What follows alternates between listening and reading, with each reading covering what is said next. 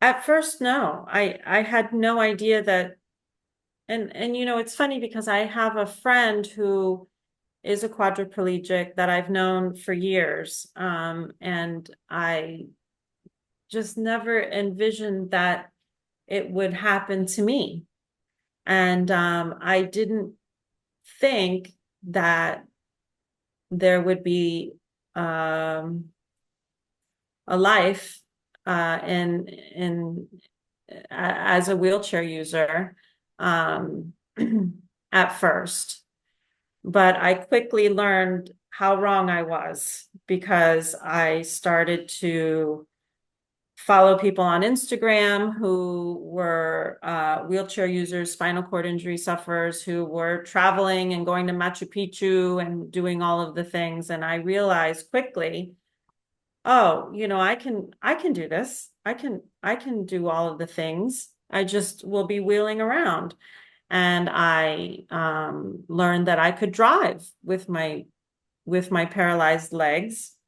I took classes to use hand controls in the car. We had hand controls installed in my car. I still use them to this day, by the way, because my right leg isn't perfect.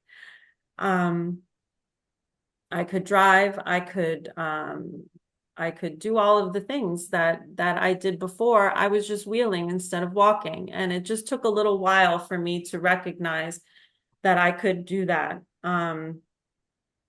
Sharing my story became part of my healing as well.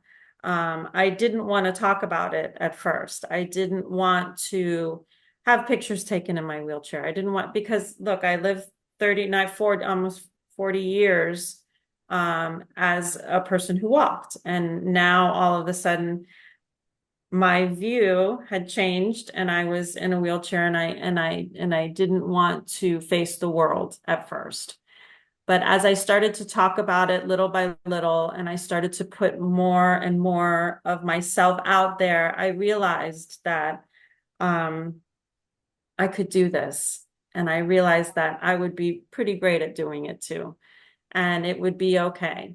And all of that storytelling and everything that I talked to you about from my theater days and being on stage and telling stories that playwrights wrote now was my story to tell.